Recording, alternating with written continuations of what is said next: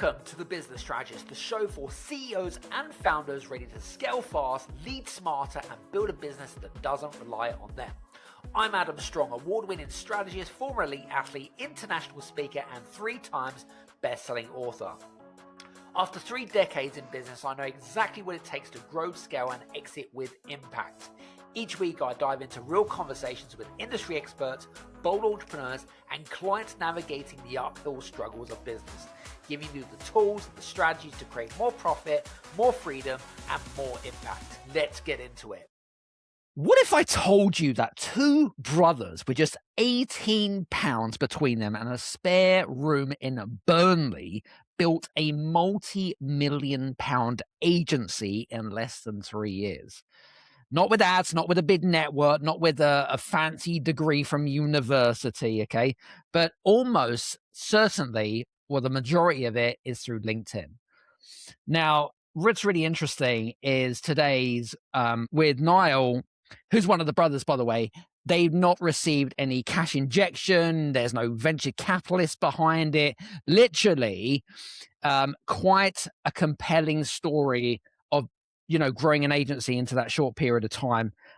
So today's guest is Niall Radcliffe, of 24 years old, and built a agency with his brother Morgan. Now, we've been connected through LinkedIn for quite some time. I think probably we probably hanged out a little bit on Clubhouse back in the day. They worked with companies like the NHS and also companies like Ocean Beach and Ibiza, for example, and has helped create over £4 million of revenue from LinkedIn strategies, LinkedIn outreach.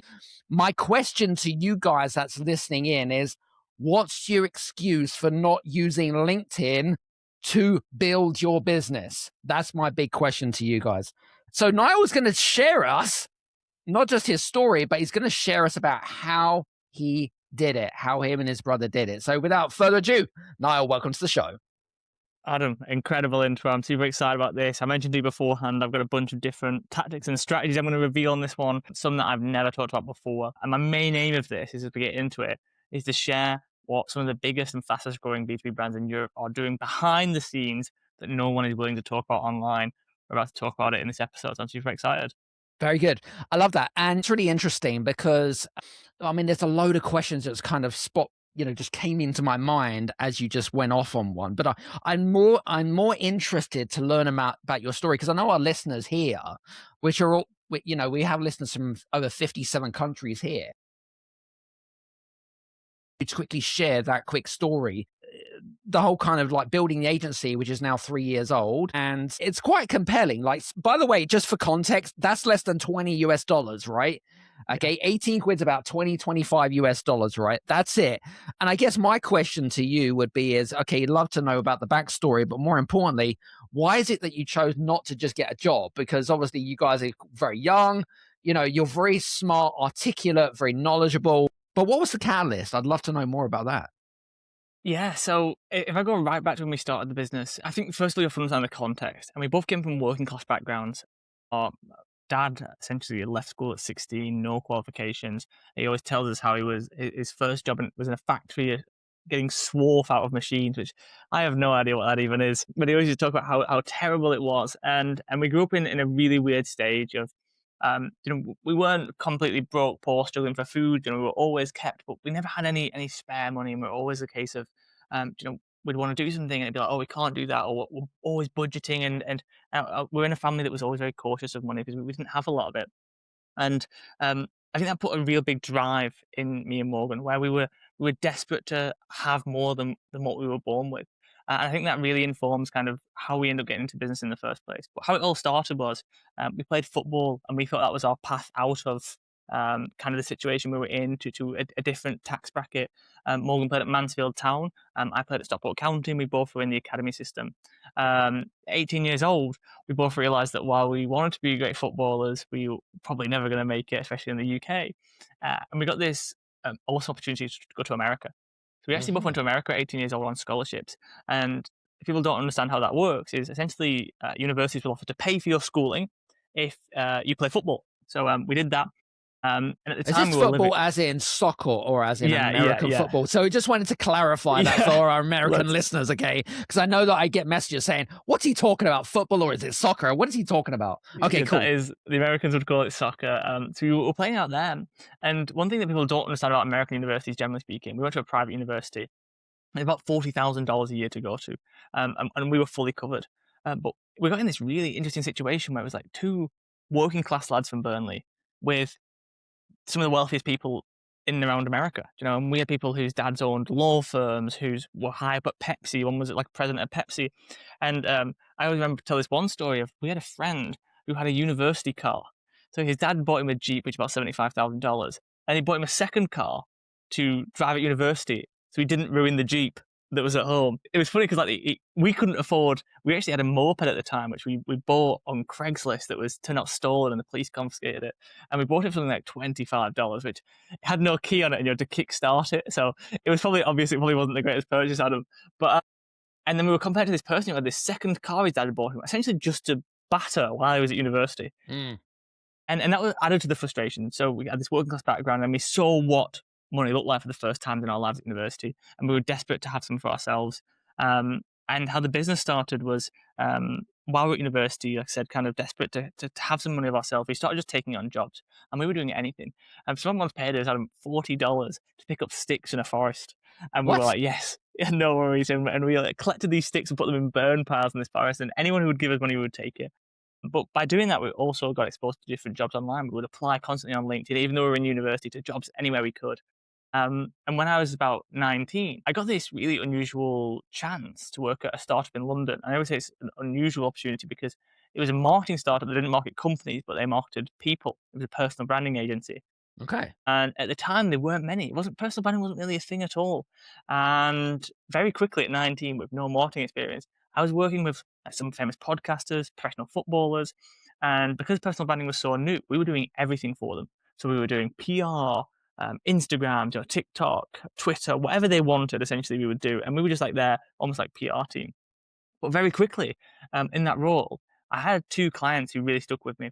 And the first one was someone had a music startup in London, and he raised 8 figures in his LinkedIn DMs. And I was in his account, and I was watching him firsthand shoot out the investment deck and have these conversations with people on LinkedIn. And I was just kind of like, I'm 19, so I can't even fathom what 8 figures looks like. But I'm just like, there's something interesting going on here. And I made a second client, and I watched him firsthand, and not good in LinkedIn DMs back and forth, but him just manually doing it in his spare time. And he signed about 7 figures in revenue through LinkedIn just while I'm sat there in his account. And I was like, these are just sending proposals back and forth in his LinkedIn DMs. I was like, everyone's talking at the time about TikTok and Clubhouse and all these other things. Yeah. And I was like, there's something interesting going on with LinkedIn. And that's where the first spark happened. A few months later, someone actually contacted me and essentially headhunted me from the personal landing agency and said, I want to offer you a full-time salary just to work for us. And I said, that sounds fantastic. I'd love to work with one client. But as any great brother does at the time, I called Morgan and I said, this guy's just offered me, what was a huge sum of money at the time to just work with him. I think maybe we should start a business. I think there's something here. And he said, yeah. And at the time we had no money at all. We were just barely getting by. I'd hate to go into how we were getting food every week, but we were getting by, and we said, okay, let's start a business. So we put, I think it was £9 each. We started this business account at £9 each. And I remember it being £9 each, Adam, because it was something like to buy the company domain plus the official thing with Company's House was that's the money we put in. And after that, we had £0 in the business account. And we said, okay, we got to promote this now. And we promoted it on LinkedIn. And it's so ironic that within 11 days, we hit a 6-figure run rate. So you got to think, from people who had no money, had no careers, no massive experience or background, we went from maybe we should start a business to, oh shit, we've got a business and we're growing quickly. And the rest is history from there. Over the next 3 years, we worked with some of the largest brands in Europe, now 7-figure agency team, the rest of it. And it all started from that, throwing £9 in the bank account. And then it was like a rocket ship since then. What a great story. What is it that you had? What is it that was kind of, I suppose, obvious to you during that time when you saw these people making large amounts of money through the DMs? What was it that to you that you thought there was a massive gap in the market and you thought, you know what, we could duplicate this or we could do that? Like, what was the gaps that you were seeing? I realized that on LinkedIn you have access. So what not many people talk about is, right, it's like, first of all, in university, everyone thinks LinkedIn's just a job site, like Indeed. But Yeah. also at the time, but still today, like if you ask my dad, he'd probably be like, one, what does my son do? The second thing he'd be like, LinkedIn's a job site. And he wouldn't really understand it either. But the matter of fact is I realized, well, like, because of that feeling, you have got massive access. So there's 61 million decision makers on LinkedIn. And there's not another platform on the planet that I could reach out to and start a conversation with the caliber of people you can on LinkedIn. And fundamentally, that's because it's a networking platform. So they built the platform to start conversations. So if on Instagram, if me and you, Adam, we bet each other £10,000 that we are going to have a conversation with the CEO of Microsoft, and we had to message him on Instagram, like, best of luck. Choose any other channel. Do you know what I mean? Like, they're not built for you to have conversations. They're built for them to post content and you to like it. But that's not LinkedIn. LinkedIn was built for you to have conversations. So the access it gives you to this massive high caliber of people who, in our word, like, not to jargon it, is like who make buying decisions. Like, there was that access level, and I noticed in those DMs that, like, there was an ability to make a large sums of money just by having conversations on a platform that was built to help you have conversations with the people you want to have conversations with. And people still haven't cotton on to that.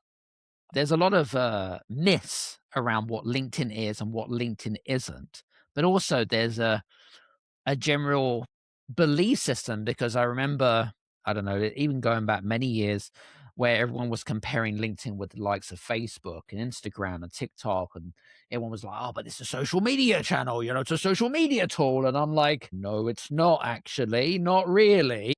And let's talk about that, because I'm sure you've had these conversations with a lot of your clients when they come to you and make inquiries, you know, and they have these, what should we say, false myths, if you want to call it. How do you deal with those false myths? What often comes up and how do you kind of get around that?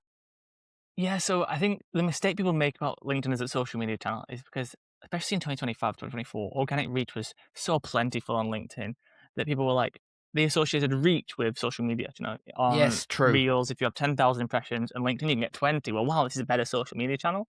Don't get me wrong, like, there's some clients we work with, Tony Truman from Ocean Beach on his founder brand. I think he does probably 500,000 to a million impressions a month. We have Paul McVeigh, former professional footballer. I think he does about 400,000 impressions a month. So you can get massive amounts of impressions there. But the gap is, like I said, you have to fundamentally understand the history of LinkedIn. Like I joked with you when we last talked that it started as a dating platform, whereas LinkedIn, it started as a dating platform. And like from the ground up, it was built to start a connection between two people and start conversations.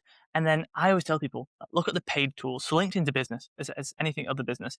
They want you to use their paid tools. So what do all their paid tools incentivize? Sales Navigator is literally like, start conversations with people. They have recruiter tools, start conversations with people. They have in-mails, start conversations with people. You know, they're not, Instagram is doing like boosting posts. Yes, they do paid ads and you do thought leader ads, but like LinkedIn has spent millions, if not hundreds of millions, building tools to help you start conversations. And people just, it's like basic common sense of like, if you showed this to someone without giving them any context and was like, here's how they make money, here's what the platform looks like, they'd be like, that is a networking platform, not a social media platform. And that is very different from Instagram. And it started off with, again, Adam, the connection feature. Like, what's LinkedIn known for? It's connection. And they made it's not the same anymore, but it always was a two-way connection. Like, I want to connect with Adam, you have to accept it, because it was a networking platform. That's never been the same with any other platform other than Facebook in the early days, where you had to do a two-way friend request. Right. Where there was a massive opportunity with Facebook as well. I think you made a really valid point there. So one thing that I took away from our conversation just now is that what you're saying is that LinkedIn should be used as a networking tool, not a social media broadcast, is what you're saying, which I think you make a really valid point there. And I don't know, I just feel like people are generally get so tongue-tied about how to start a conversation with someone, right? It's like there's this awkwardness around it. Do you see what I mean? It's like, well, Yeah. what am I going to say to this person? Like, I don't know this person. How do I start a conversation? And I think that people overcomplicate things so much, which is why, you know, we have now so many AI tools and, you know, try to cheat and cut corners and stuff like that. And it pisses people off because it's like, what makes a personal brand, what gives you your USP. It's that authenticity, the human side of it, which I think really lacks now because, there's these AI tools. And don't get me wrong, some of them are great, some of them are not so good, right? And I'm sure, and I'm sure you've probably seen that. And I think that you made a really valid point. Talk to me. I want to quickly go backtrack really quickly, because I know that you said at the very beginning is that LinkedIn, people use LinkedIn like a CV, which I absolutely agree. By the way, they still use it as a CV, but they also use it as a place to brag how much revenue they've made, or how much this, or whatever it is. And those types of posts, they really piss me off, right? It's like, I don't want to type the word in cash cow or whatever it is to get your Claude to get my automation. No, I don't like that. Like, to me, it's like clickbait stuff. Do you know what I mean? It's just, but tell me specifically, like, how are you guys specifically using LinkedIn to build authority and drive sales? Because I feel like, so I've been on LinkedIn a long time. I was a top voice for 2 years. And I feel like what's really interesting is you're either building authority or you're making money. Can you do both? That's the big multi-million-dollar question I have for you, because from what we've been talking about, it's like, maybe you can. I mean, but I'd love to know what your thoughts are about it. Yeah, it's a really interesting question. And I think a lot of people get wrong with their LinkedIn strategy is they think about it as a personal brand play rather than a revenue play, a revenue driving play. And I'm going to outline our kind of 3-step system as simplified as possible. And I want to be clear that, like, I'm not talking about building a personal brand here. I'm talking about driving revenue into the business. A side factor of that is, as part of it, is a lot of founder-led or employee-generated content. And that is where the authority comes from. But, like, people have to segment and separate. Like, are you on LinkedIn because you want to be famous and build a personal brand? Or do you want to drive revenue into your business? And they're two very different strategies. And actually, you can do one first and then the other and stack it and shift your priorities. And I'll talk about how I've done that. But it's never a great idea to try and do both at once. So I have 60,000 followers now, Adam, on LinkedIn. I probably spent the first, and I'll probably, if I'm being realistic, I probably do phases of 6 to 9 months of switching my priorities. So if we're in a massive growth stage at the agency where, like, we're right now trying to sign net 4 clients a month, we have to do a massive amount of leads to find the right clients that we can sign net 4 clients a month. So I need my LinkedIn to be a massive lead generating channel. It's currently our number 1 lead generating channel in the business. All I'm focused on is driving revenue right now. You might see 9 months that I start being more personal, telling more stories and getting a wider audience. So let me explain both. I want to start with the personal brand channel. If you want to use LinkedIn to build authority and your personal brand and become a thought leader, there's 2 things I focus on. One is broad content to add people to your ecosystem. So the way I think about content is, right, let's say I say to you, Adam, I'm going to do here's my 6-step system to generate leads through LinkedIn outreach. That's really niche content. You have to care about LinkedIn, be thinking about LinkedIn outreach, and want a system. Agreed. Really niche. So not many people can engage on that, right? But if I want to add people to my ecosystem, I want to go broad. So I might say, this is a post I did back in the day, I spent the last 2 years building my company in Portugal. Now I'm leaving to open an office in the UK. Here's where I'm adding 2K a month in expenses to go in person and move back to the UK. That's a post a lot of people are interested in. My dad has no interest in business or LinkedIn, but he's curious about why would someone move from sunny Portugal to open an office in the UK when it's clearly expensive. Broad post to add to the ecosystem. And then I'm going to use narrow posts like my 6-step system to do LinkedIn outreach to nurture those. So if I could separate it into 2 pillars, it would be growth content and nurture content. Growth to add people to the ecosystem, nurture to get people in my ecosystem to know what I do and who I do it for, and become a thought leader in that space. I'd focus my niche content around pure education and utility. So how valuable is it in the next 12 hours? If you read my post, Adam, how much value can you get out of it in the next 12 hours? That's the utility of it. So that's how I'd split kind of thought leadership. And I'm optimizing there for 2 things. I'm optimizing for being known, broad content, and then being known for one thing. It's almost like a 2-step system. Just know the name Niall Ratcliffe, and then know Niall Ratcliffe for something else. Yeah. That's how I'm splitting it if I'm thinking about being a thought leader. And like I said, I'll usually do a 6 to 9 month phase of focusing on that if I'm trying to grow my profile. If I'm trying to drive revenue into the business, I think in 3 different stages. Stage 1 is positioning. So I will go back and optimize my profile. The key things I'm focused on is who am I talking to and making it very clear for my profile that who I'm talking to, the outcome I provide for them, and so specifically not what I do as a service, but the outcome they can get from paying me. And then the third thing is why me. So social proof, credibility, why me over someone else? What gives me credibility to do that? The second thing I'd focus on is, let's say I've got positioning right. It looks great. My profile has great banner. It shows some logo. It tells them who I'm doing it for, the outcome, great. Move on to the next step, which I call fishing. So the big difference in the two strategies is the content. If I'm trying to become a thought leader, build a personal brand, I am doing like the broad content, doing loads of different stuff. When I'm doing fishing and trying to drive revenue, I think of each piece of content as like throwing the fishing rod into the lake, and I'm trying to see which fish bite. The key part about that is I need my content to be around what I do in my niche and the service we provide. Because if it's not, I'm not fishing. Let me give you an example. I had a story in 2025, it might be 2024 now, that did 2.8 million impressions. And it was not me how I couldn't afford to get a haircut, and my brother used to cut my hair, and now we have a 7-figure agency. Massive, all right? If I have my sales team and I set them on that post and they go through the engagement, there's 0 leads there because there's 0 intent. That's not fishing. That's people who were inspired by a story. It's nothing to do with my business. There's no leads.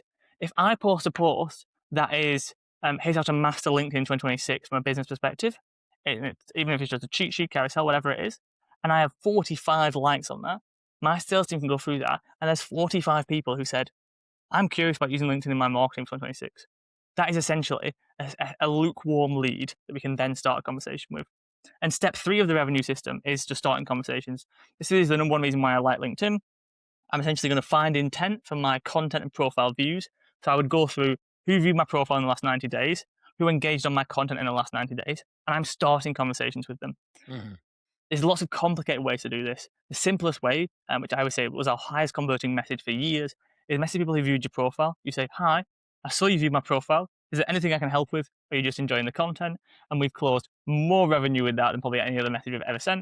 And the second one is, hi, so you liked this post about this topic, so about mastering LinkedIn. Is that something you're chatting about internally? Or is that something you're curious about? Again, we talked about conversation starters. These are simple ways. And that 3-step funnel of positioning, fishing, and starting conversations it's a no-brainer. If I can get 2,000 engagements on my content over the month, that's 2,000 leads that we can start conversations with that are high intent leads, and we're off the races. No one needs more leads than that. How much you pay for that, even with the cold data, never mind. And that is that simple. And we can get into the automations you can do nowadays and the AI tools and everything else you can do it. But at the basic level, if you just position your profile to show exactly the outcome you provide, who you do it for, and why you go fishing, you put out content around your niche, and you just start conversations with those who show any intent, it's a no-brainer. Like, you will drive revenue into the business with that. You know, it's really interesting. For many years, in fact, I'm going to say many years, but I felt like I was doing a lot of personal branding stuff, so using personal stories, and trying different techniques. But I feel like it's not that I have particularly a sales psychology, I'm scared of selling to people type of thing. It's not that at all. But it's also, LinkedIn doesn't like you selling. And as soon as they see it, they bury your posts, right? And I guess there's this kind of fine line where you feel like you want to contribute, but ultimately you've also got a business to run. So there's this kind of fine balance between the two. And I think that once we do, for you guys, by the way, that are listening in intensively, we're going to be doing a coaching session probably in the next 10 minutes or so. And I'd be really interested to find out how, well, hopefully it should give you some ideas about how you guys can actually implement and get your client acquisition system up and running. If you don't already have one, by the way, because most of the clients and most of the listeners here they just rely on referrals and recommendation. And, that's a whole new conversation, by the way. So that's good. I just want to quickly summarize because we went through a lot of stuff there. Yeah. So we've got broad content, niche content, narrow content. So it's 3 different things. And I think Lara Acosta talks about that as well. And she uses a similar system. And then we've got, so with your broad content, you often use personal storytelling just to drive engagement, but doesn't necessarily drive leads. But then niche content and narrow content is more kind of, hitting on on a particular topic and talking to your ICP in a particular way that resonates with them, and then you can then go off and then personal message them. Is that right? Yeah, exactly. Perfect. So I hope that that was a good summary, and I hope that you've made a lot of notes there. So that's really cool. I suppose the other thing then is with you guys that are in the B2B space, because I think that there often is a very much a confusion around what, and I don't particularly like using the word B2B, B2C. I actually think it's just business to human, because ultimately we're all human beings, right? That's just my take on it, right? Tell me, what are the things that a lot of these B2B companies are holding back from people like us that are trying to build a brand, maybe the smaller businesses out there? What are they doing behind the scenes that you guys have maybe infiltrated or are not sharing? And what is it that we need to know?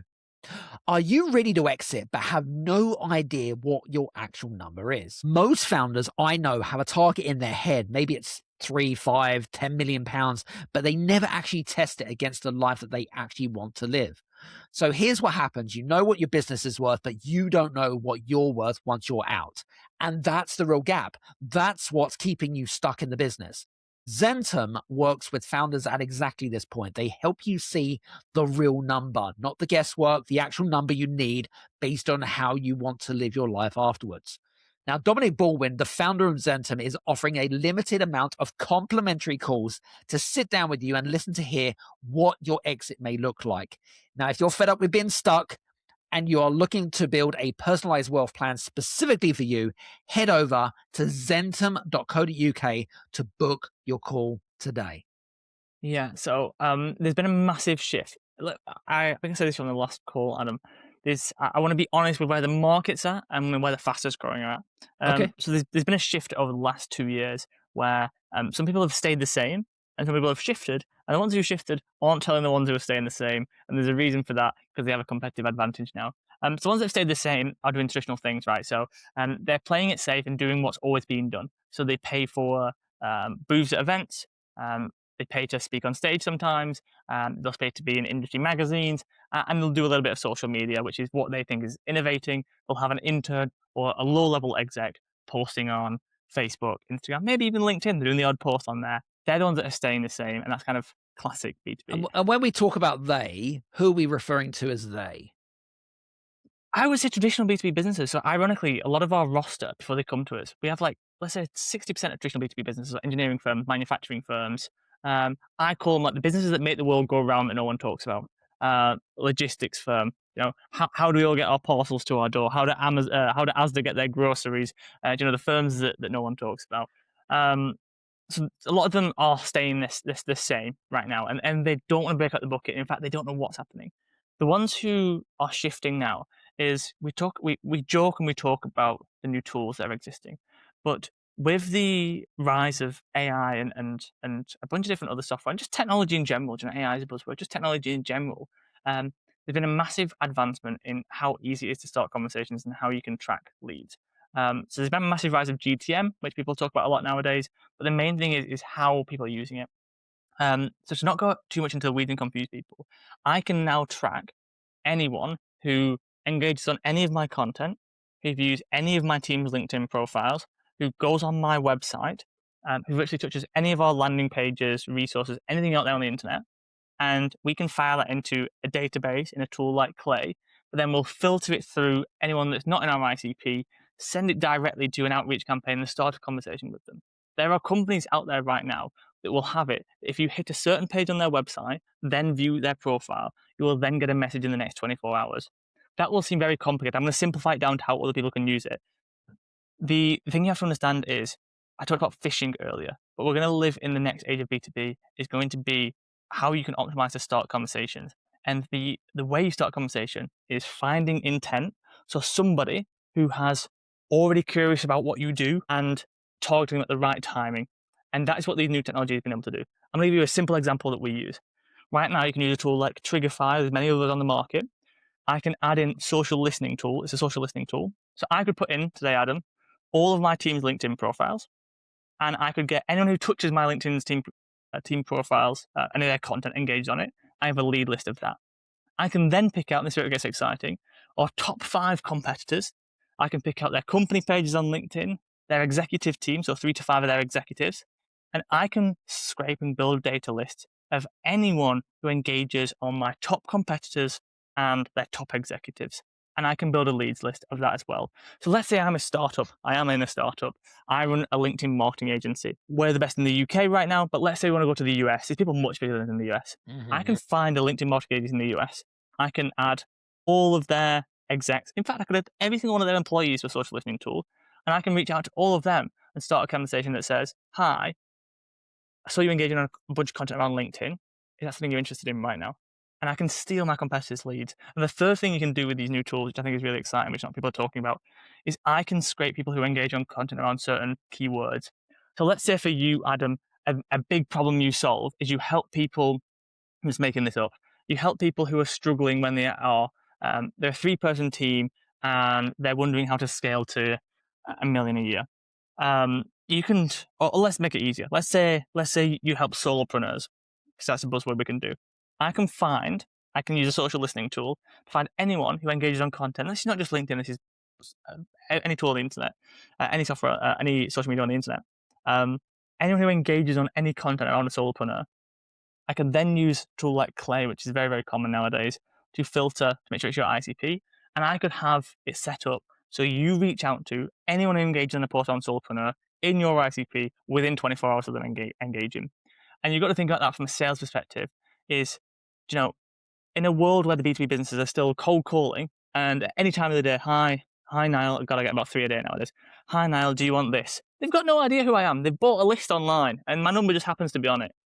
And instead, I can go over here and say, the second someone engages on a piece of content that is in my niche, they get a message from one of our team. And you can just see the massive gap in intent there versus cold calling and praying and hoping that that call lands at the right time where we're thinking about that, where I happen to answer and I happen to have 5 minutes and the opener's good and I go down the conversation.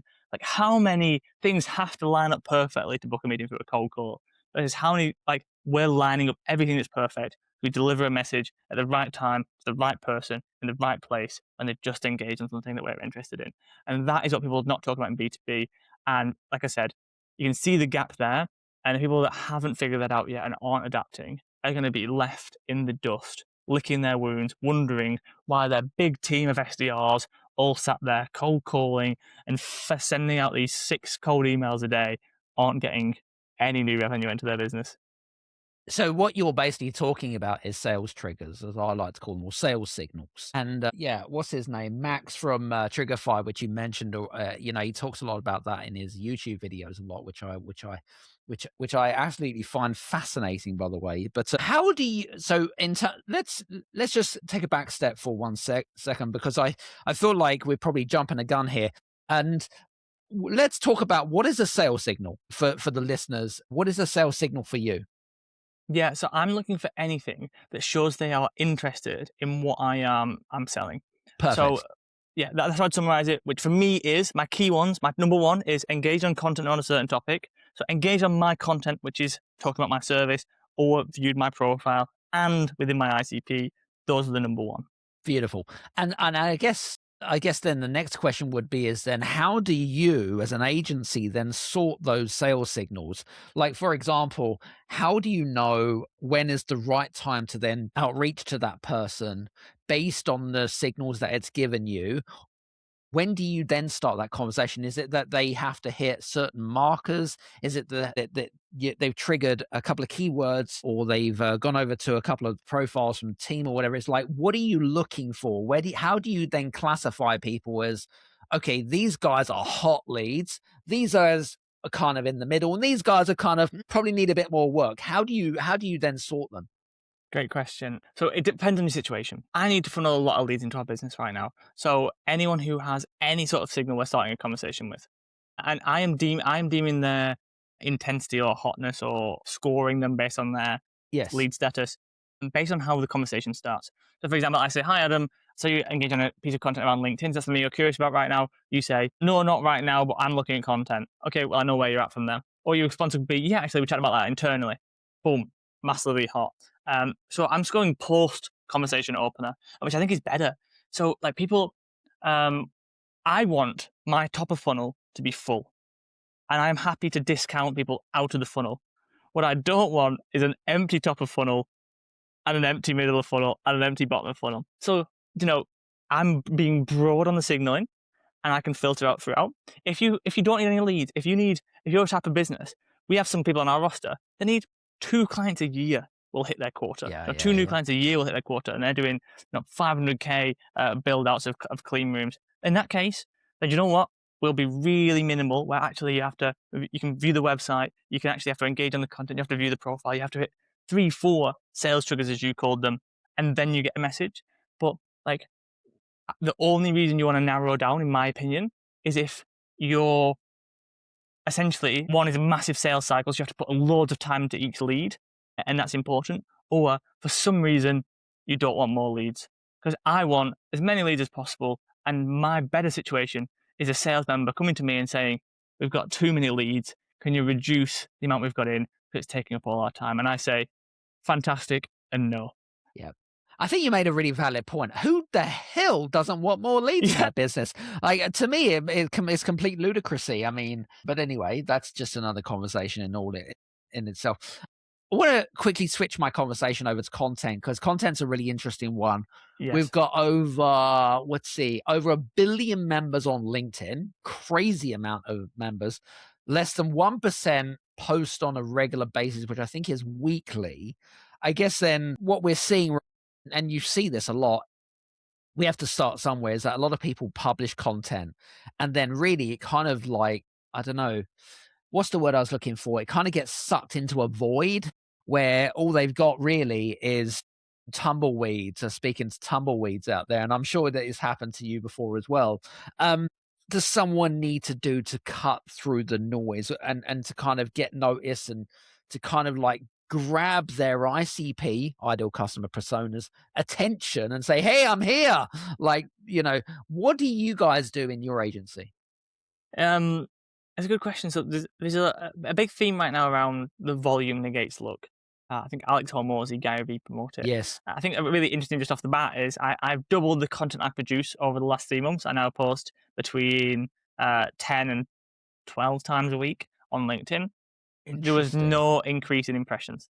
There was no increase in impressions or engagement. I think that's an interesting thing. I think I've been posting the best content I could possibly post with every post. It's not like I've thrown up an extra one every day. I'm posting very high quality content virtually twice a day. It's not had a significant increase. I think the simple math to show people is if I have a post that gets 20,000 impressions and then I have 3 that get 1,000 impressions, the 1,000 impressions is negligible in a sense to the data. I think that if I want to cut through the noise, realistically, I would pick a cadence to start with. So 3 posts a week and just choose days to commit to. I always say to people who are getting started on LinkedIn, choose 3 days and die before you don't post on those days. And I think just having that simple commitment to yourself is like, that is probably 99% of it. Yes. And the 1% is the optimization. Just pick 3 days, just say you're going to post and you figure everything out. Like the consistency will lead to the compounding effect. So I would start with that. And the second thing is when you're getting started, you need to give people context on who you are. So don't do what I might say now. Do what I did when I had no followers. And that's something people forget, right? It's like, you can look at Niall, you're like, yeah, 60,000 followers. I'm going to copy what Niall's doing. I'm going to do carousels. I'm going to do cheat sheets. I'm going to do these videos that are highly edited. It's like, wait, no, this is Niall. He spent the last 4 years building an audience, who has 60,000 followers, who's built a business and documented it all online. Like, no, you're starting at 0 followers or 100 followers. You're in a very different situation. So do what I did then, not what I do now. And what I did then was I gave people context on who I was. So I told stories to give them a background, understand who I was, what my beliefs were, what my background was, give them something to relate to. I'm a working class lad. I had no money. I'm trying to figure this out. I'm trying to build this business. And I would focus on that. So I would do 3 posts a week. I'd focus on context. If I had 3 pillars, they'd be like my backstory. I'd be like behind the scenes or like building in public, what I'm doing and what I'm working on. And then I would share the lessons I'm learning along the way. That's what I'd probably do for the first 6 months. And with time, that would pivot to probably more content and maybe 5 posts a week. And I would slowly integrate more educational stuff that I was learning. And I'd pivot from being known for being Niall and then being known for something. And people forget, Adam, there's this big thing about like, you want to be known for one thing, you want to be known for one thing. It's like, yeah, but there's levels to the game. You don't start at level 10 being a thought leader on SEO. You start at level 1 by going, hi, I'm Niall. I'm trying to figure this out, and I'm going from there. And then you Yeah. build up to it. You don't start with, here's 10 SEO tips. Do you know, here's 10 tips to get ranked number 1 on Google. It's like, well, who the fuck are you? Do you know what I mean? So Who's this true. guy? Who's this guy? Like, start from level 1, give me some context on who you are, and give me some reason to get behind your story. It's a bit like when people want to write a book for the first time. I always say to people, I was like, so you do know how many books come out per year? And they're like, yeah. I was like, it's over 10,000. So then the question is why should anyone care about reading your book? It's the same as like LinkedIn, right? Why should anyone care about your post? Why should anyone care about your 10 tips? No one gives a shit. No one does. I'm really sorry. I'm sorry if I've hurt your feelings. I'm really sorry. Anyway, all jokes aside, all good. We love a bit of a laugh here. Actually, I really like that.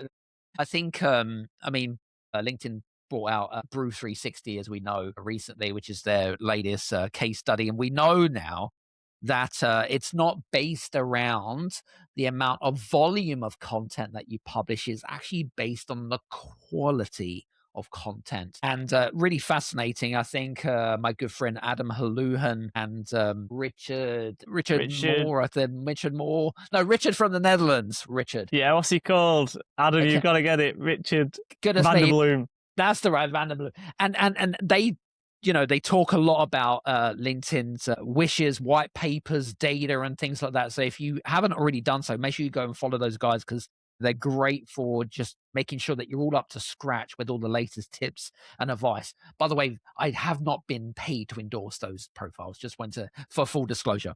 Anyway, I want to get into the juicy part of today, which is the coaching part, because we talked about this, didn't we? And things like that. So I'm just thinking about where we're going to start. So I guess in a nutshell, like in terms of LinkedIn content. So for full context, Niall, I recently lost my LinkedIn top voice. And no, I do not want you to send me a message, ladies and gentlemen. I do not want your pittiness or your violins, okay?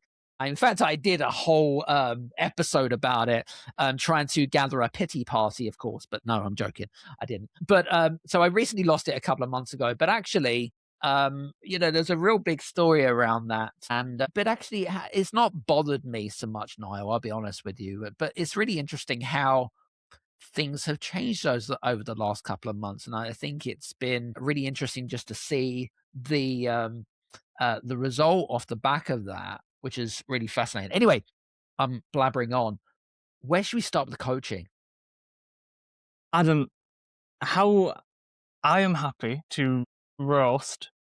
If you're happy to roast, I've got your LinkedIn up here on a different tab. I can share my screen.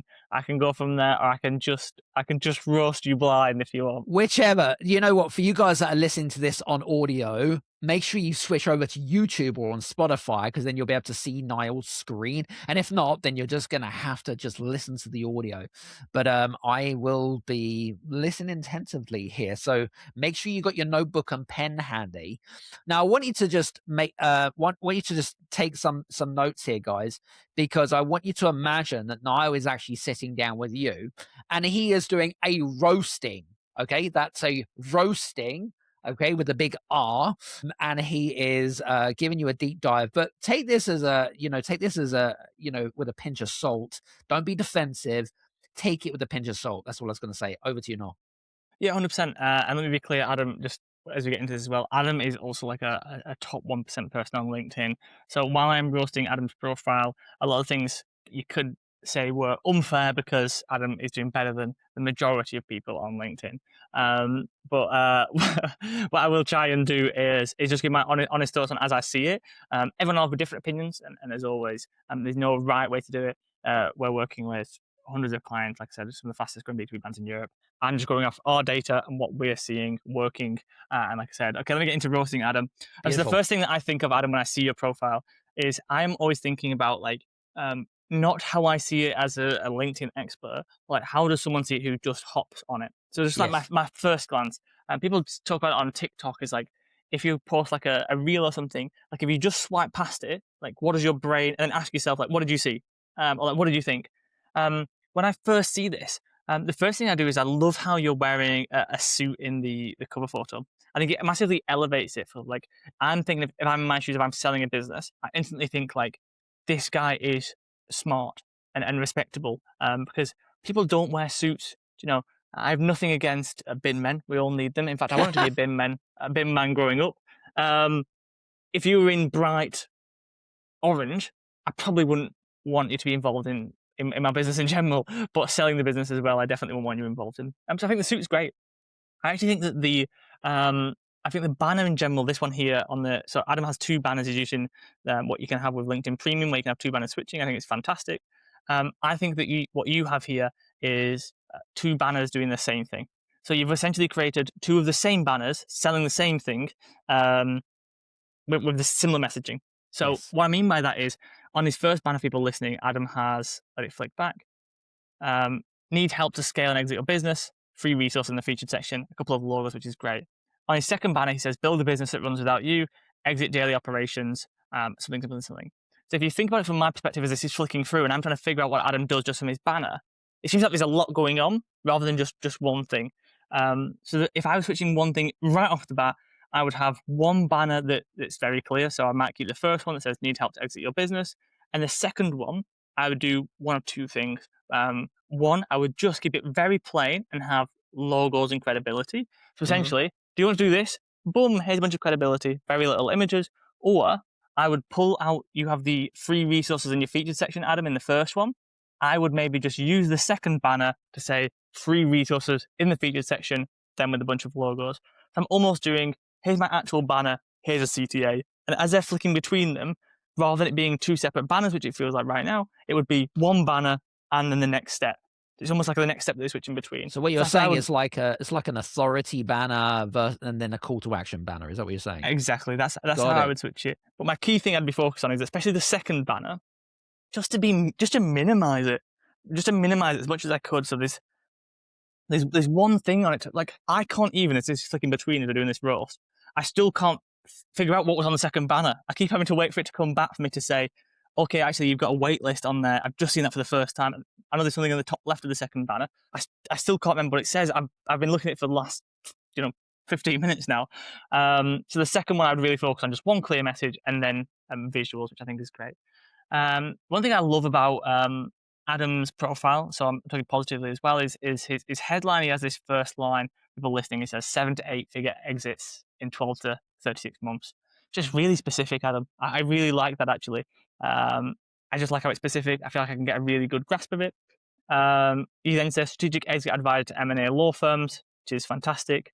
I now have a general gist of who it's for, which I sort of talked about before. I said the outcome, and I said the who, and then I said the why. I think this is your 7 to 8 figure exits in 12 to 6 months is the outcome. And then who you do it for is, strategic exit advisor to M&A law firms, which is great. I think that probably 60% after that is struggling to give me the why you. I would focus, if I was you, on what's one singular sentence or one thing I can say that puts me in the top 1 or differentiates me, puts me in the top 1% people doing this. So I know a lot of people in and around M&A nowadays. It's a very, very trendy topic and a lot of people in it. Right now, I can't gauge why you over anyone else I know. Is it amazing that you're a top 1.5% global podcast host? Yes. Do I care about that if I'm trying to sell my business? No. 3 times best-selling author is fine. I'd probably put that more in the featured section than in your headline. Founder's first choice. I'm not sure if that's an award or a point.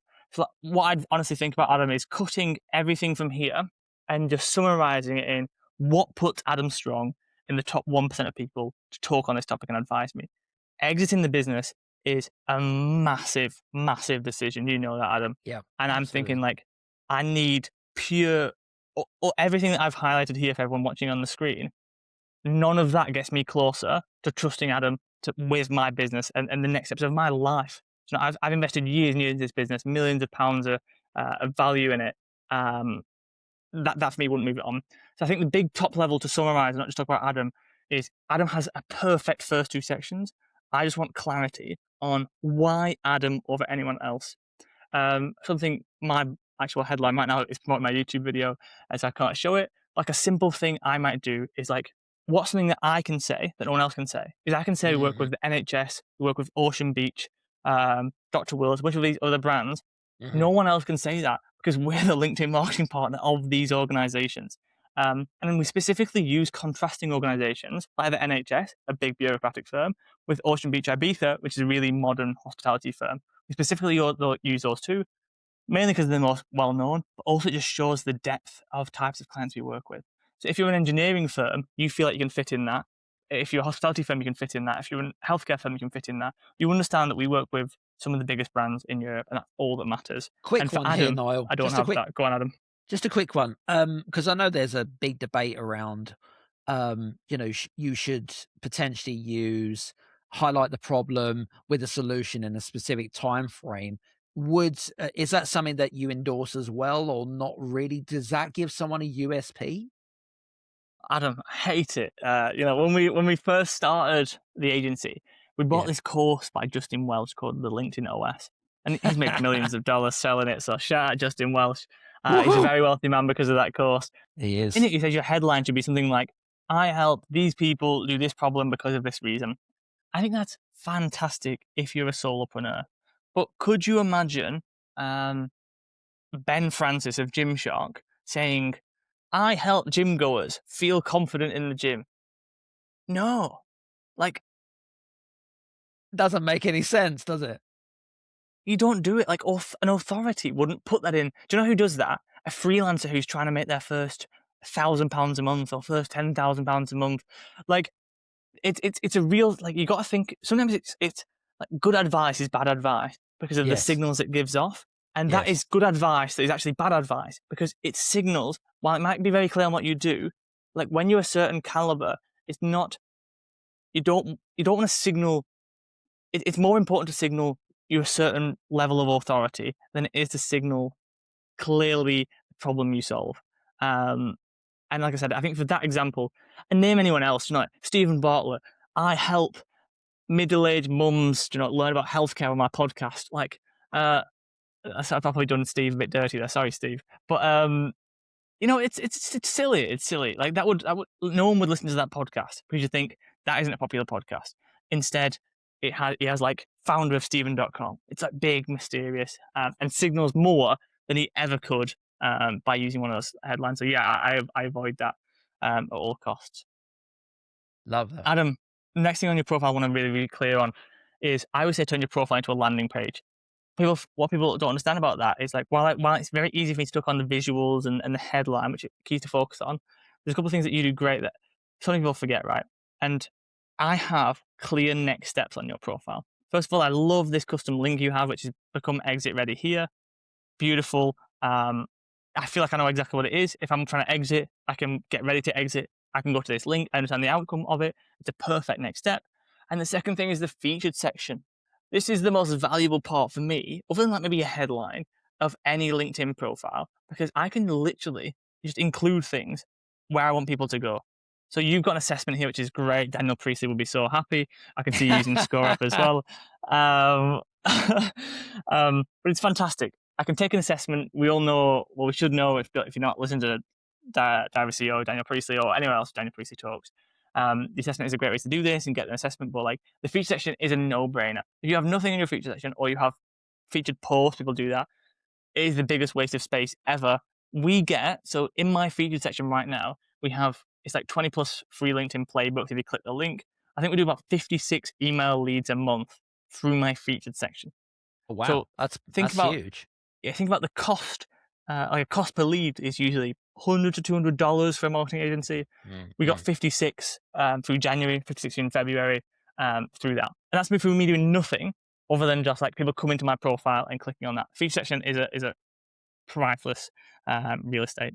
I think you made a really valid point there, as so many people waste that space. Number one, is that when you're using a mobile phone, for example, or cell phone, you can only really see the first two parts of the featured in section, number one. But number two, you made a really valid point, which is people put their old posts there, which it might be, they might have like 20 engagements or whatever it is. And I just thought to myself, Why would you try and fill some prime real estate, as you rightly pointed out, with an old post which might have been 2 years old, which really no one really gives a monkeys about? I just don't quite understand it, really. I'm sure you agree with that.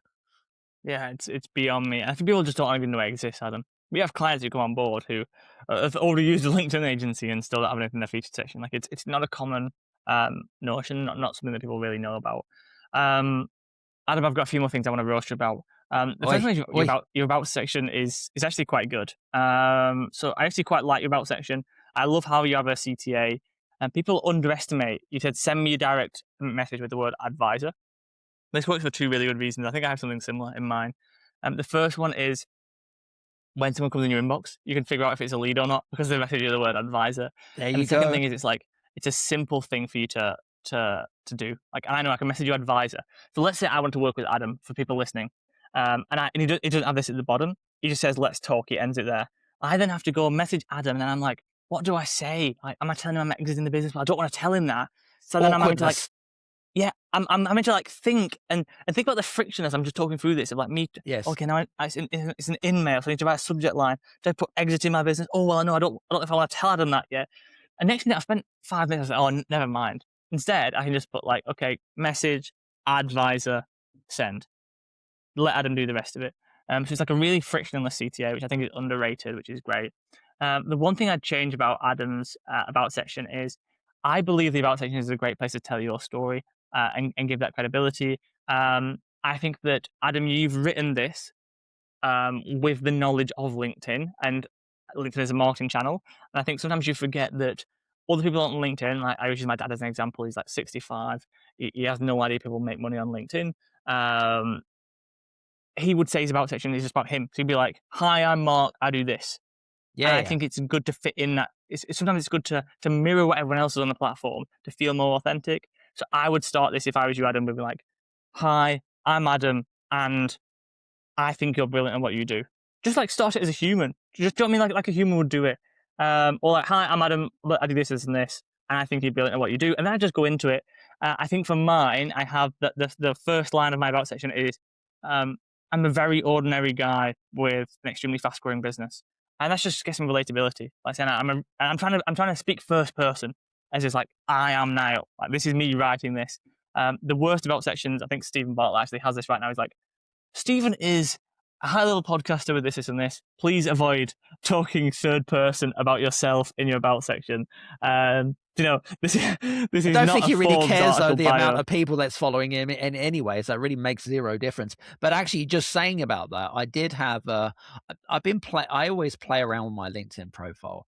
It amazes me how many people don't update their profile on a regular basis. You know, I like to tweak things and change things around, and it's a little bit like, you know, redecorating your house on a regular basis. But you just become so obsessed. You're like, oh, that color scheme's out in 2026. I'll stick to this color scheme. Do you know what I mean? Yeah, 100%. I actually just changed my about section 3 weeks ago. Yeah, And there you every time go. I'll just go in, I'll be like, yeah, do you know what? I feel like a change. And oftentimes, I'll optimize to make it more personal, especially Yes, my about section in particular. So I optimize yes, for more personal because, and this is where the split is, Adam. We talked about earlier of LinkedIn doesn't help you when you're selling. And if you look at what I'm trying to focus on doing, right now I'm actually pushing an event that we have live next Thursday, which I'll talk about at the end. But other than that, I will like never sell on LinkedIn. I sell post conversation opener. So I'm doing pure value, get to know Niall, start conversation, boom. Now my pivot to sales is after I've sent the message to start the conversation. If you respond positively, then we go down the sales route. If not, I am purely marketing, yeah, which is something to think about as well. beautiful. So fantastic about section. And then I'm going to get on to Adam's content, God, which I'm here we not going to go. roast. Here we go. We're gonna go. There's a lot of content, by the way, to roast, but I'm sure Yeah. that we're not going to get through all of them. Yes, I'm just going to quickly go through. I'm going to go through photos to start with, because generally speaking, when you look at the photos, first of all, I can quickly see that Adam has a lack of photos because he's using the same photos. But they work. I mean, what's the point Yeah, in changing something? It works, right? and that is the irony. But looking at this, I think first of all, I think you have a good mix, Adam. So I like to blend when I think about it, it's just really top level here. This is not like go and action this today, guys, is just top level thinking of what we're seeing working.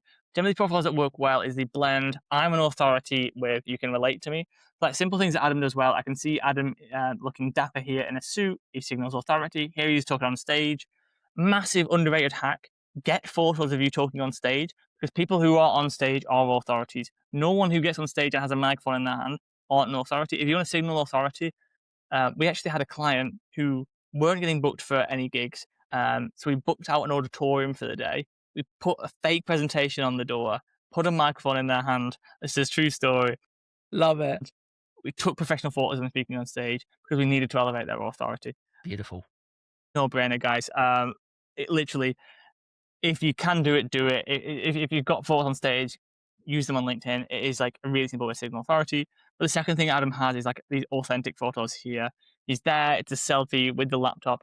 It's really underrated just because it's like, it just brings you back down to baseline of a human level. And generally speaking, if I would have opened this and I would have just seen professional photos, so there's even like more personal photos as well, Adam up against the tree. If I would have just seen professional photos like this for every single one that was graphic designed, that would have been an instant red flag for me. Oftentimes people go to LinkedIn, they think, okay, everything has to be perfect, so they only put professional photos. You have to mix in, like, here's a selfie, here's something raw. I'll give you another example on my profile for inspiration. A lot of my videos are edited by an editor in high production. At 2 p.m. today, I don't know what date we're on, 10th of March, you can go back to my profile. At 2 p.m. I have a video scheduled where it's me like this with no captions. I have a microphone in my hand, a mini mic, but no captions, no edits. We have an editor full time to edit my videos. I chose to do a raw video with no edits because I want to mix up. It's promo for our event that's next Thursday. I'm trying to mix up. I'm a human. Thanks for coming to the event, guys. This is happening because I want them to know they're talking to Niall and not just a guy who's in the distance getting professional edits done. Yes, I want professional edits to communicate what I'm doing and are engaging and have animations and change. That's fantastic. But I also want to level it down. So play around with that. Don't do one of the other ways, all authentic or all authority. You want that variation. And one of the best tips I can give from a content perspective is to vary around with it and play around and don't get stuck. There is no silver bullet. We all wish that you could listen to me for the next 5 minutes and I tell you exactly what to do and you'll fly to a gazillion followers and make a gazillion dollars. Guess what? If anyone had that, they'd never be on a podcast because they'd be a trillionaire because everyone on the planet would be paying them. So that's not the case. So I think Adam does a great job at varying it up. If I was you, Adam, I'm just going to check first before I lie to you. There's a few documents on there, not as many as I'd like to, of course. Yeah, I think I would throw in more deep dive breakdowns for you. I think that you have, I think the most of your content is leaning to the broader side. Even when you're doing niche sales posts, like this is a great story, it looks like, where you talk about, I'm guessing, but like a client case study almost of an experience that you had. Even that is interesting to a broad market. So I would try and go even narrower with some and just be like, here's 6 things you need to think about if you're a law firm trying to exit, and just go for some narrow content as well, like that.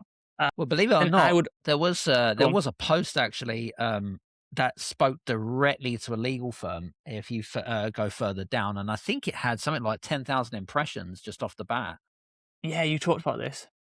It was really interesting. So it was really narrow. It was really narrow content, and so that was like, I would say it was like really successful because you can actually see, if you got LinkedIn Premium, by the way, guys, you can actually see the breakdown of who's actually viewed it. So in my case, it was all like law firm owners, and I think there were roughly 250 law firm owners specifically. I mean, hey, Google AdWords would not be able to get that type of infiltration just off the bat. So anyway, sorry, go ahead. Yeah, 100%. So I think sometimes, Adam, you're a little bit in the fence of broad and narrow. If you've got some posts trying to do the same thing at the same time. So I would go really narrow with some posts and put them up and be like, I don't care if this has 6 impressions because all 6 people are going to get value. And then on the other side for you, I don't think you have any broad enough content. So here's a good example that I would do. I would say like 6 of the biggest exits over the last 6 months, just broadly, not even law firms, like just get curiosity. Or like 6 of the biggest business sales of all time. 6 of the biggest private business sales of all time. So I'm going like just massively, I'm exploring the topics. I'm thinking about, okay, what are you talking about? Is exiting businesses. I'm going to explore that. What's the broadest way we can talk about that? And what's the most actionable, narrow thing? And I'm trying to do both and not be in the middle.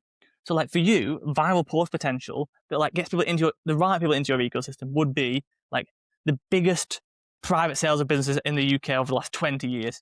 There's a carousel of each business and just like what they did, their sale price, their name. Boom, next slide. Photo, Beautiful. sale price, name. I mean, it's a great content format. If it does go viral, just tag me below it. No, I'm joking. But that's I would like blow it out of proportion and then go into it. So a good example for this for me, right, is a lot of my content is really, really narrow. So I'll do like, here's how to get my full LinkedIn outreach strategy. But I also might do 7 LinkedIn tactics I stole from Canva. And I'm using Canva because it's a big brand people know and care about. Of course. And the tactics aren't as good, they're not as actionable, but it's just getting a broader audience in my ecosystem. I think I got 30,000 impressions on my Canva carousel that did that. It was okay, but it adds massive people into my ecosystem. And then they'll get it with the narrow content. So that's the other thing. Other than that, Adam, like I said, Adam is tough to roast because is a high thing. If I could give 3 actionable things to take away, it would be like, I'd change the banner to have 1 CTA. I'd cut the headline in half and keep the back end of it. And the third thing is, with the content, I would stop trying to do 2 things with one, and I would either go broad, blow it out, how can I get as many people interested in this as possible, and then I would go really narrow in, what's the most actionable advice I can follow up with. Beautiful. Love that. Some good stuff. By the way, that was a great roasting. Because, sometimes it can be very difficult to roast someone that's, been on the platform for quite some time. Because, I'm not saying that I'm perfect by any stretch of the imagination. I just wanted full disclosure. But what I would say is, like, when you've been on the platform, you kind of been experimenting. Well, I've certainly been experimenting on what works, what doesn't work, and whatever it is. For you guys that have been listening in, by the way, let's just quickly summarize what Niall's gone through, because that was a lot of information, right? But for you guys that are listening to the audio, the 4 most important parts was the banner. So that was the first part. So he talked about the banner. Secondly is the headline. And here's one thing that I learned about the headline is don't feel like you need to use every character. That's as in, because there's a restriction on characters, but don't feel like you need to use every single one of them. If it needs to be short, whatever it might be. So that's the second part. Third part, the About Us section, be personal. All right. So one thing that I picked up from Niall is be a bit more personal. And I actually, believe it or not, my previous story stuff, which was all I'm talking about, my golf ball story, I was very personal on that. But then I kind of wanted to switch up a little bit. So I'm due to revisit that, by the way. So I just wanted to point that out. And then the fourth part, which is the featured in section. Don't use old posts for featured in section. Treat it like real estate, prime real estate. Think about something that you want to promote, maybe a gift that you want to do if you've got a YouTube channel, something that they can take action on, right? That they're going to get further value by developing a relationship with you, by developing the trust. So, and just another pointer from me is, if you think about, people are using a lot more mobile phones to access their LinkedIn profile. I normally have a maximum of 2 in the featured in section, because then you can actually see what's in the featured in section. Otherwise, you're creating friction, because people have then got to use their thumb to scroll across. And you know how annoying that is, right? That's very annoying. So anyway, but this has been great. This has been fantastic. We've covered a lot of groundwork. Now, I know that we're coming towards the end of our great conversation, but you've got a masterclass coming up, haven't you? Tell me a little bit more about the masterclass that's coming up.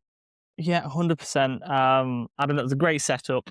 Next Thursday, we are live on LinkedIn with Dom McGregor, founder of Fearless Adventures, former co-founder of Social Chain with Stephen Bartlett. We're going live on LinkedIn to talk about how to survive in the new era of B2B. As me and Adam talked about a lot, there was actually a segment in here where I talked about the difference where, like, what people are actually doing behind the scenes in B2B and where people are plateauing, keeping doing the same. Right now, there is the biggest shift in B2B marketing that has ever happened with the new technology, with AI, with the new platforms, with the new challenges, with the new channels. If you are not adapting to how you do B2B marketing in the modern age, you will get left behind. That will be detrimental to any marketing department or any business. And the people who are already adapting are not talking about it online. So we're going to go live with Dom Dom is always ahead of the trends. He was 10 years early to marketing on social media with Social Chain. He's got one of the most well-known marketing agencies on the planet with Social Chain. He's now investing in a bunch of different founder-led businesses on the front lines of B2B. We're on the front lines as well, working with some of the biggest brands in Europe. And we're going to go live and answer all the questions around how to use AI in marketing. Should you be using it? Should you be avoiding it? Is it a hype? What channels are people using? The strategies. I'll be diving deeper into and the tactics we're seeing. Dom will be seeing the top level trends, what businesses are raising money, why are they raising money, where are they investing that as well, and all these different aspects. It's completely free to attend. As I say this, we have 200 people already attending. Last time we did this was in early 2025. We had 400 business owners turn up. We're expecting a similar turnout. It's free. You can find it. Adam will link it somewhere. It's also on my LinkedIn. Very good. But it's free to attend, and do attend. And we'll also be asking a bunch of different answering a bunch of different questions you have. If you have any specific questions, like Adam said about, or how do you do this, how do you do that, turn up with them on the day at the masterclass, drop them in the chat, and we'll be answering all those questions live. It's going to be massive. Very good. For you guys that want to get access to that masterclass, make sure you go and follow Niall over on LinkedIn. By the way, you can do that. And you'll be able to see some of the links on there as well. What we'll do is also we'll put that in the post description notes as well, to a link to Niall's LinkedIn profile, but also if there's a link to the masterclass, depending on when you listen to this, of course, will depend. But anyway, best thing to do, make sure you go and connect and follow Niall over on LinkedIn, and follow him on other on places like YouTube as well, because they've got your YouTube channel as well. So very good. Anyway, listen, Niall, this has been a lot of fun. Thank you so much. This has been great. It's been fun, right? Awesome, Adam, you're fantastic. I'm excited to get this out, and it's super cool, everything that you do. And if everyone should be following you already, Adam, but if they're not, they should go and follow Adam as well. Hey, listen, for full disclosure, I did not tell him to say that, by the way. I just want to say that, right? Okay. But no, it's been really great. It's been really fantastic. You said you were going to pay me after, Adam, for that one. Damn it. The secret's out. Anyway, for you guys that are listening, hopefully you've got some great tools, and you've heard some great insights about LinkedIn today, and you've got your call to actions. And the only thing that I would say is that if you have enjoyed today's show, please do me a favor, head over to Apple or Spotify, leave a 1 or a 5-star review, whichever it is. We'd love hearing from our listeners from around the world. Anyway, from me and Niall, thanks so much, and hopefully we'll speak to you soon. Take care. Bye-bye.